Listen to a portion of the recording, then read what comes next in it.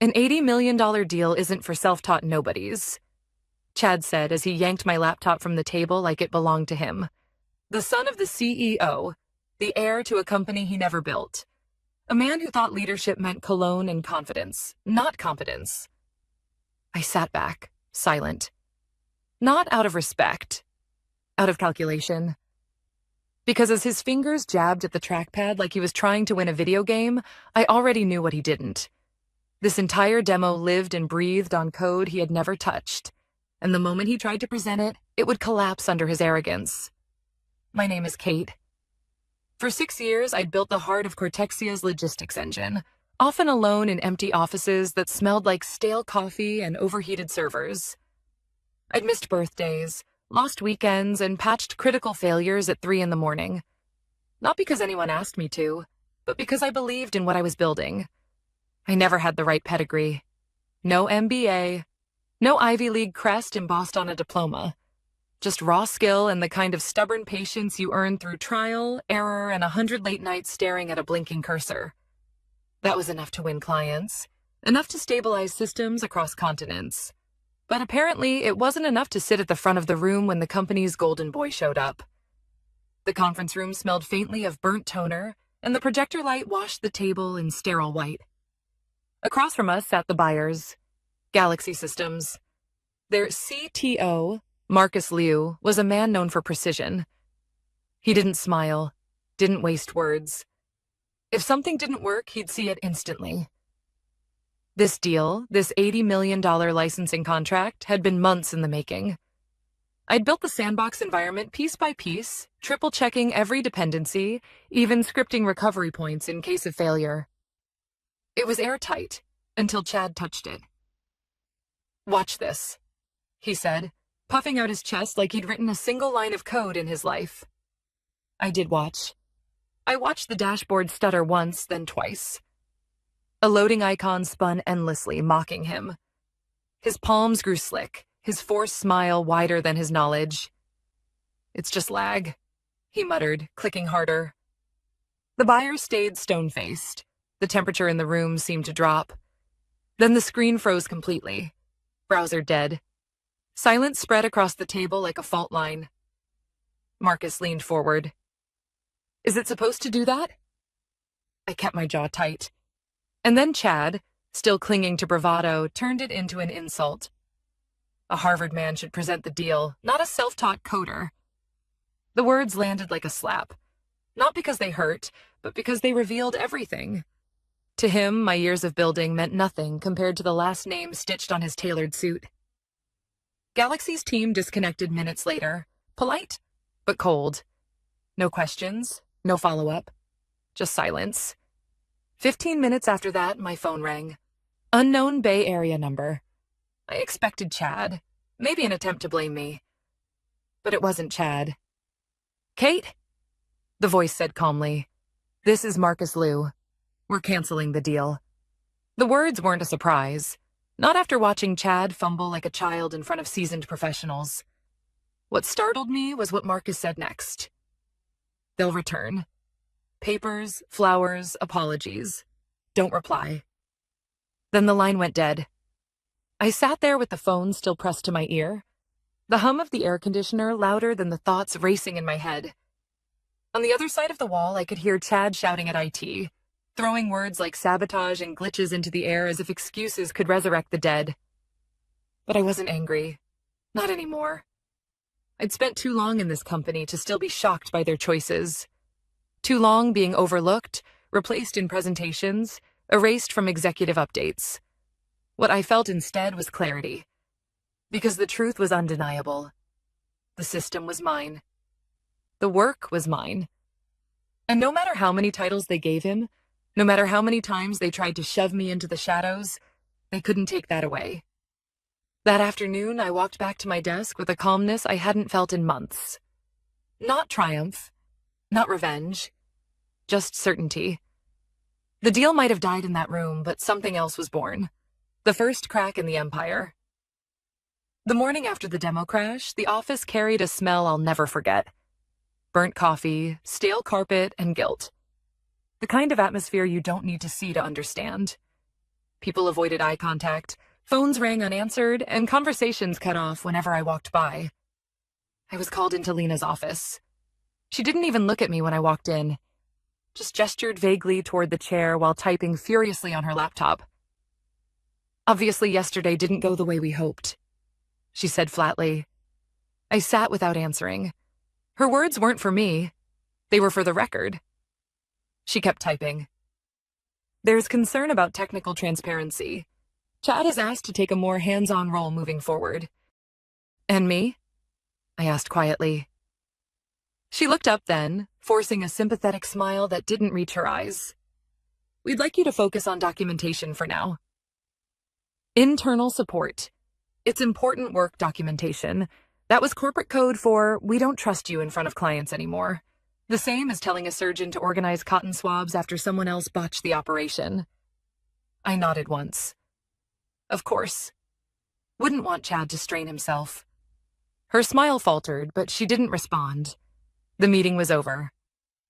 I walked back to my desk, past the glass conference room where Chad was already holding a vision sync, pacing like he was on stage at a TED Talk. Milo, my junior developer, caught my eye from his desk. His face said it all. "They demoted you, didn't they?" "They want me on documentation," I told him. His mouth fell open. "But you built the system." "He can't even—" "Doesn't matter," I cut in. "You're in charge of the Galaxy account now." He paled. "I'm not ready." "You'll be fine," I lied. Because it wasn't about him being ready. It was about letting the system show what happens when arrogance replaces competence. I opened a blank Confluence page and began writing. The truth lived in my head. Thousands of hours of context, half-documented fixes, invisible workarounds scribbled in notebooks during server outages.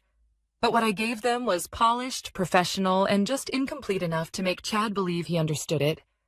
Some modules I labeled as legacy, deprecated others. I flagged as requires elevated permissions. And Module 6? I sealed it behind a cryptographic lock. My lock. Without my key, it wouldn't run. Not malicious, not sabotage. Just safe. If they wanted to sideline me, fine. But they weren't going to run my work into the ground without learning what it meant to do it alone. Days later, I watched through the glass wall as Chad tried to run a smaller internal demo. He paced, clicked, frowned. The loading icon spun. He clicked again, muttered something, slammed the laptop shut, and stormed out before anyone could ask questions. Nobody called me in. Nobody asked for help. That was the strategy now. Pretend everything was fine while the cracks deepened. But whispers started spreading. Galaxy hadn't responded since the failed pitch. Sales was panicking. Investors were asking questions. And the CTO had conveniently gone on vacation. Me? I was invisible. Not fired. Not scolded. Just erased. No calendar invites, no executive threads, no meetings. A ghost haunting the system I had built. At lunch, I took long walks. I stopped rushing my coffee. I even drove the scenic route home instead of racing to collapse in bed. The anger that had burned in me for years had shifted into something colder, something sharper. Because here was the truth. They didn't just sideline me. They underestimated me. They thought by cutting me out of the spotlight, they could control the system. But the system wasn't theirs to control. Not really. Late one night, alone in the office, I opened the build logs. 6 years of my work scrolled before me. Every commit, every patch, every sleepless night turned into lines of code.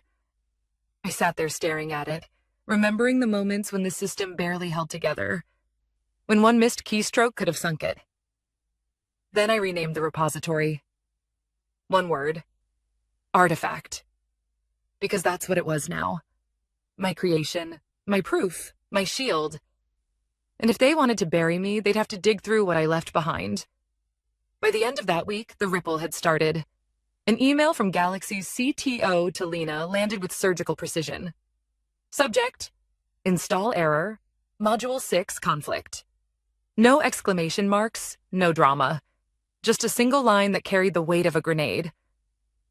Soon after, Chad was stomping down the hallway, barking into a Bluetooth headset that wasn't even connected to anything. His face was flushed, his voice too loud, as if noise could erase consequences. I stood quietly in the kitchen, pouring burnt coffee into a chipped mug, when Lena cornered me. "Kate?" she said sharply.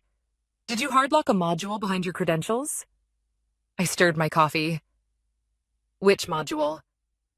Her jaw tightened. 6. "Interesting," I said evenly. "That's one of the ones Chad told me he had covered." She flinched. "Galaxy says it's throwing keyholder errors. They need immediate remediation." I took a slow sip. "Protocol's clear. Legal needs to send me a release form signed by all parties. Then I'll help." Her eyes narrowed. She wanted to argue, but she knew I was right. Corporate rules were finally on my side. And for the first time in months, I felt it. Not anger. Not even satisfaction. Just balance. The system was speaking for me now. The next week at the office felt like living inside a pressure cooker. People moved faster, spoke quieter, and avoided each other in hallways. Rumors spread like wildfire, each one worse than the last. Galaxy had gone silent.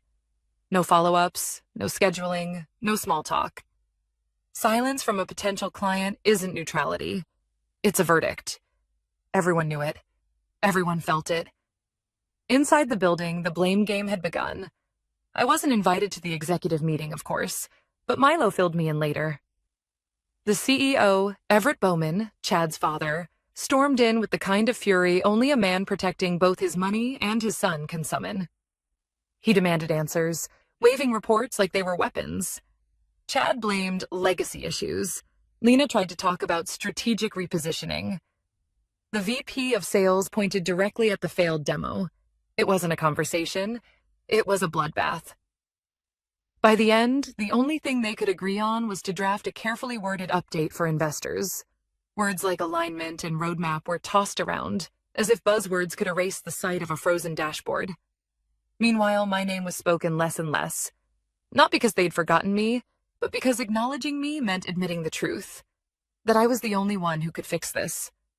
I kept my head down, at least outwardly.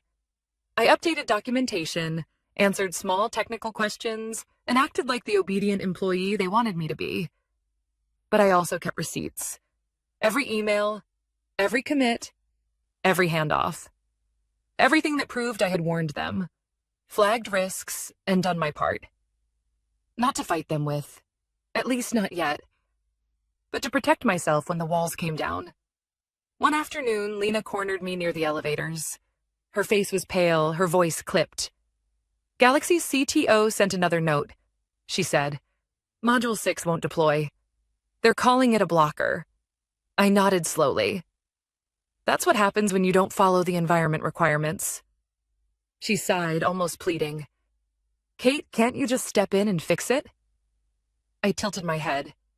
"Without the release form?" She looked away. She knew I was right. They'd built the rules to keep people like me in line. Now those same rules were tying their hands. By midweek, investors were circling. The whispers weren't whispers anymore. They wanted to know why Galaxy had paused. They wanted to know why the deal hadn't closed. And most of all, they wanted to know why Everett's son had been the face of the pitch instead of the engineer who built the system. That last question hit harder than any technical issue. The tension boiled over during a company-wide meeting. Everett appeared on screen, red-faced, voice strained. He barked about momentary setbacks and operational adjustments. But his eyes betrayed him. He wasn't just angry. He was scared. Chad sat beside him, stiff and pale, nodding at all the right moments but saying nothing. It was the first time I'd ever seen him quiet. When the call ended, the chat exploded with private messages. People wanted to know what was really happening. Some asked me directly. Others just hinted. I gave the same answer every time. Read the logs. Because the logs didn't lie. That night, I went home and sat in my driveway for a long time, engine off, hands resting on the steering wheel. I wasn't tired, but I wasn't restless either. For years, I had carried this company on my back, fixing problems, patching disasters, building something out of nothing. and for years I thought that was enough, that the work would speak for me. But the past weeks had shown me the truth. Work doesn't speak. People do. And when the people in charge care more about appearances than reality, competence is invisible until it's missing. Now, it was missing, and the cracks were showing everywhere. The following morning, Milo slid a folded piece of paper onto my desk. "You should see this," he whispered. It was a printout of an email chain between Everett and the board. The last message from one of the investors was short and brutal. "Has Rebecca been contacted? If not, why not?" I stared at the page for a long moment, then folded it neatly and placed it in my drawer. They could avoid me in meetings. They could strip my title from the slides. They could pretend I didn't exist. But outside their glass offices and polished boardrooms, the truth was starting to spread. And truth has a way of breaking through walls. By the time the investor pressure became impossible to ignore, the company had already shifted into survival mode. The office atmosphere changed overnight. HR suddenly acted warmer. Managers who hadn't spoken to me in weeks stopped by my desk with fake smiles and vague compliments. Even Lena, who once handed me documentation duty without blinking, now said things like, "We value your expertise, Kate." It was pathetic and transparent. Because I knew what had happened. Galaxy wasn't negotiating anymore. They weren't waiting. They had gone around the company entirely. And they had come to me. Marcus Liu called me directly. His voice was calm, measured. He didn't waste time. "Kate," he said, "I've reviewed the code myself. Every commit, every lock, every key. What you built isn't just functional. It's precise. Surgical, I didn't say anything at first. After years of being ignored, erased, belittled, those words almost felt foreign." He continued, "We don't need middlemen here. We want you. Independent contract. Your terms, your timeline, your signature." I leaned back in my chair, staring at the ceiling. "And Cortexia?" "They're out," Marcus said simply. "They broke what they didn't understand. We're not interested in apologies or optics. We're interested in results." It wasn't triumph I felt then. It was something steadier. Validation. After years of being treated like a disposable cog, someone finally saw the whole machine. And they knew whose hands had built it. Later that day, the company's attempts began. First came the flowers. An absurd bouquet showed up at my apartment door. Peonies, orchids, roses, all crammed into one arrangement that smelled like desperation. No card. Just silence wrapped in cellophane. Then came the emails. HR wrote about opening a new chapter together. Legal asked for my cooperation in resolving minor access issues. Everett himself sent a message, 3 paragraphs long, filled with words like partnership and respect. None of them mentioned the humiliation. None mentioned the demo. None mentioned the fact that they'd shoved me into the shadows while handing the wheel to a man who didn't even know where the engine was. The final attempt was the courier. I was making tea when the doorbell rang. Through the window, I saw a man in a too large blazer, sweating through the fabric, holding a leather folder like it was radioactive. A white envelope sat neatly on top with a post-it note that read, "Urgent CEO signature enclosed." He knocked twice, waited, knocked again. I didn't move. Eventually, he sighed, snapped a photo of the envelope sitting on my porch, probably for legal proof, and walked back to his car. He lingered there as though expecting me to chase him down the driveway, beg for forgiveness, and sign whatever forms he carried. I let the kettle whistle and poured my tea. Earl Grey, my favorite. By the time I returned to the window, he was gone. That night, more emails filled my inbox. They promised new titles, higher pay, better offices. Some even hinted at stock options. But none of it mattered. They weren't offering those things because they valued me. They were offering them because they were drowning. And drowning people will cling to anything, even the person they once pushed underwater. I clicked Select All and deleted every message. The next morning, the sprinklers went off at dawn.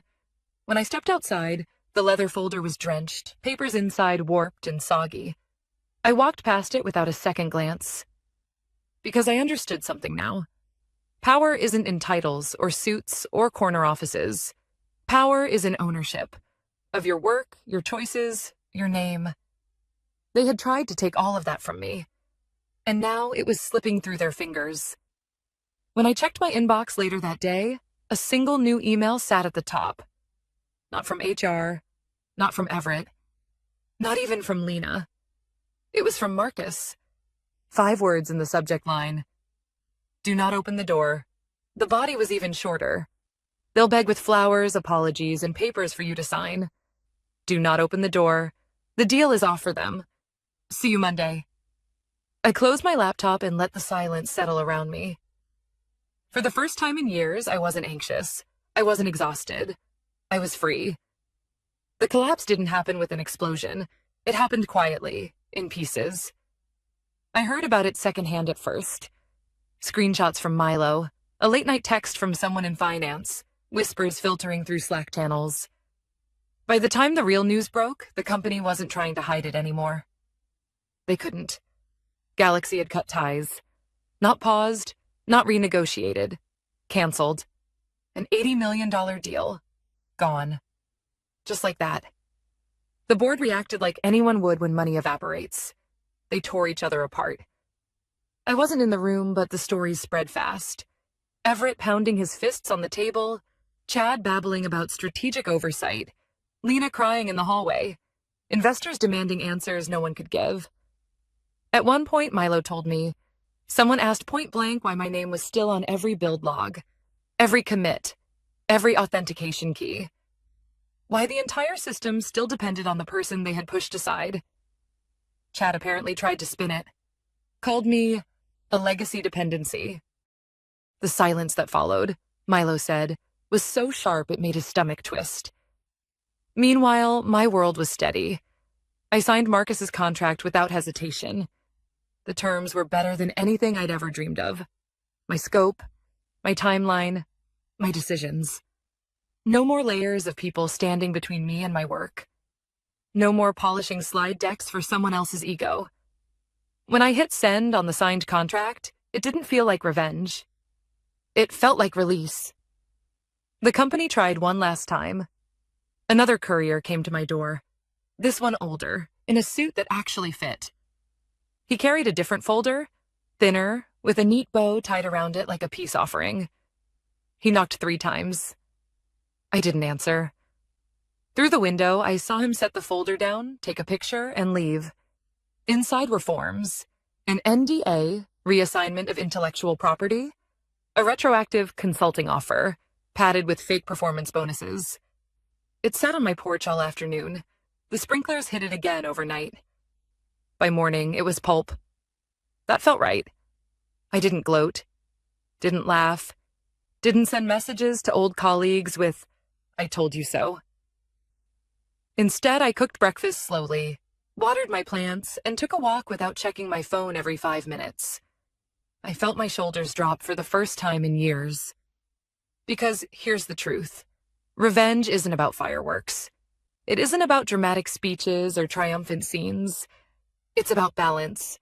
And balance had finally returned. Marcus called me again that week. "They'll try to smear you," he said matter-of-factly. "Spin the story, protect the family name. But I've seen the logs. I've seen the truth. And I don't work with liars." There was no flattery in his voice, just certainty. That was better than praise. "Then we're aligned," I said. From the outside, Cortexia kept pretending for a while, issuing vague press releases about internal restructuring and shifting priorities. But people in tech circles talk. The story spread. A nepotism hire botched the biggest deal in company history, and the engineer who built the system walked away untouched. Recruiters began reaching out to me within days. Old colleagues reappeared, some with apologies, others with proposals. I answered none of them, because I already had what I wanted. Not just the contract, not just the paycheck, though both were more than fair. What I had was freedom. On the Monday Marcus mentioned, I drove into the city, parked my car, and walked into Galaxy's offices. Not as an employee hidden behind someone else's shadow, but as myself. They greeted me by name. They shook my hand. They asked me where I wanted to start. For the first time in years, I didn't feel small. I didn't feel invisible. I felt seen. That evening, back at home, I sat on my porch with a cup of tea. Across town, I knew Everett and Chad were still scrambling, sending more emails, calling more meetings, spinning more excuses. Their empire wasn't burning all at once, but the foundation had cracked. And once the cracks spread, collapse was inevitable. I didn't need to watch it happen. I didn't need to lift a finger. I just let the silence carry it all away. Work doesn't always speak for itself. But sometimes, when the right people finally listen, it speaks louder than any title, louder than any surname. That was the lesson I learned. And as I closed my laptop, with my new contract saved neatly under my name, I realized something simple. They had tried to bury me. But all they did was water the ground.